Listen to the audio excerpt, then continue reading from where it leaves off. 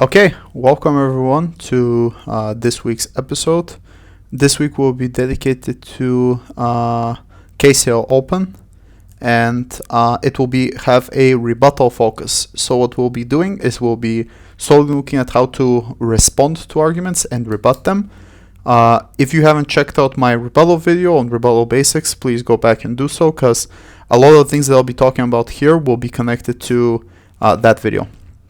So what's the motion? The motion is, again, I won't read it whole, but like this house believes that the tribe should choose the person to be sacrificed by a lottery system instead of decided by a majority vote.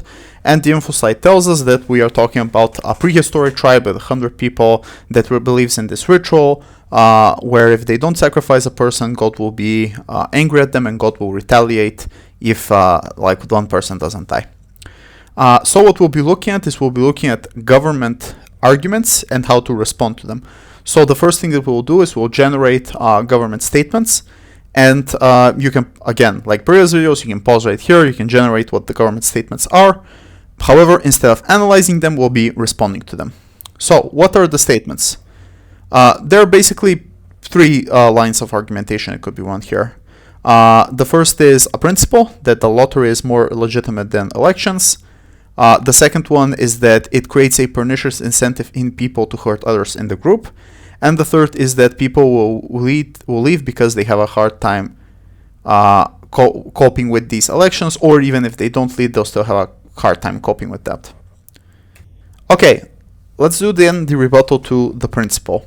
And before we even start with the rebuttal, we need to choose a type of attack.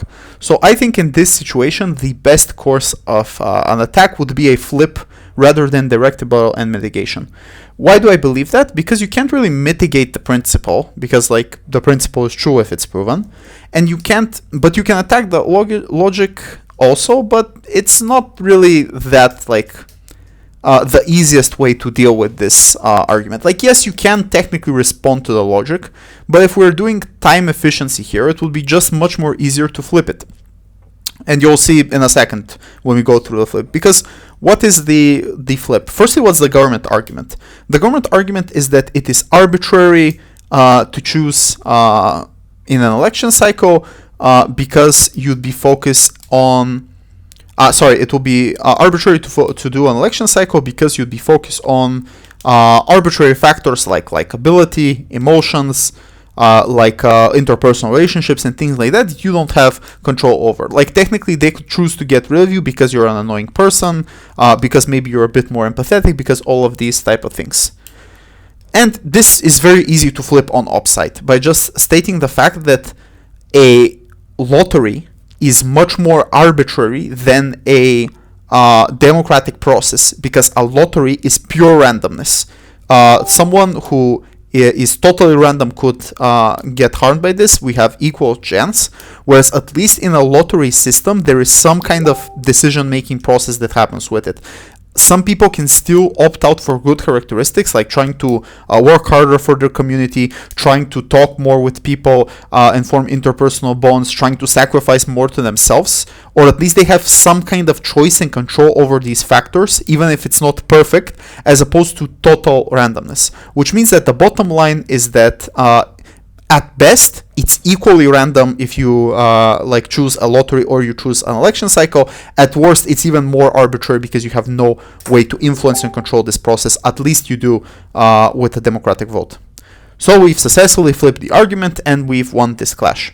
Let's look at argument 2, which is the point of pernicious incentives. And here I didn't have a lot of space in the slide, but basically the best way to deal with it is with direct rebuttal.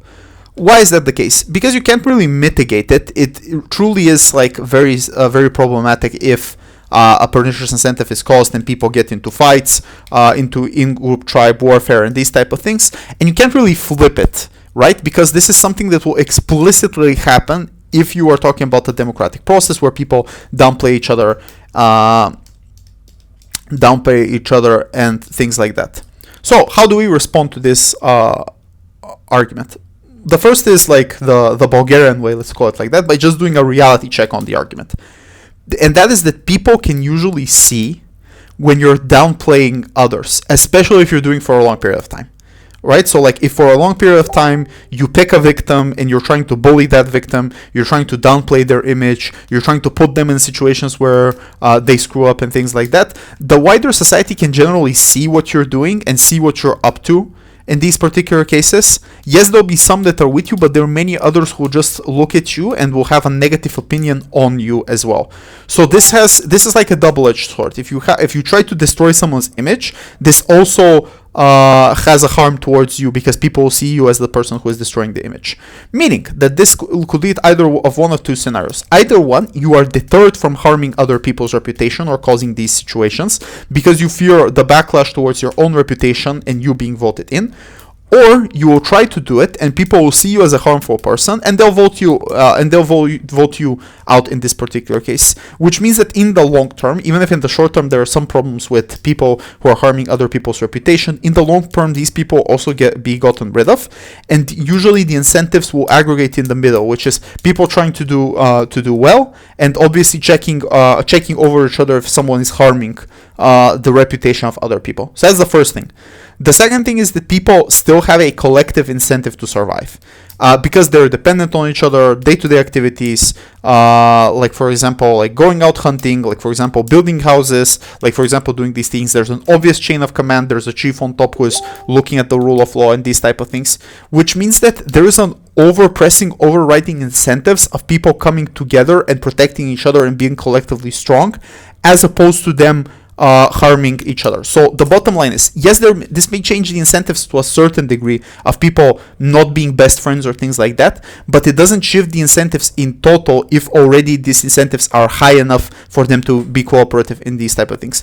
Meaning that they have a strong incentive to not hate each other, meaning that the pernicious incentive, even though it exists, it is not strong enough to override all of these things that we have explained.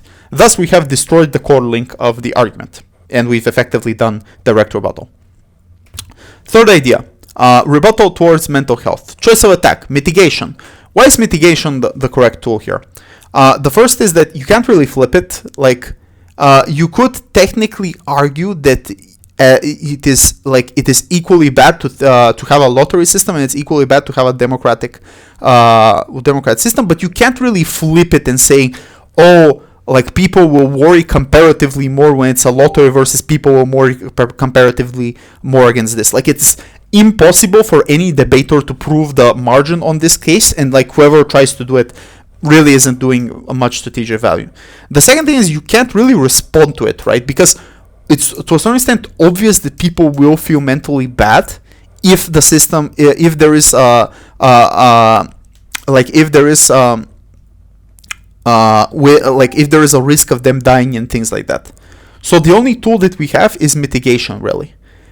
So then, what are the 2 points of mitigation we could do? The first is that there's still some randomness that towards all of this type of things. So it could be you, it could be the other guy who gets harmed by this type of thing. So you could mitigate this randomness and basically cope and self-explain to yourselves that it can't be you.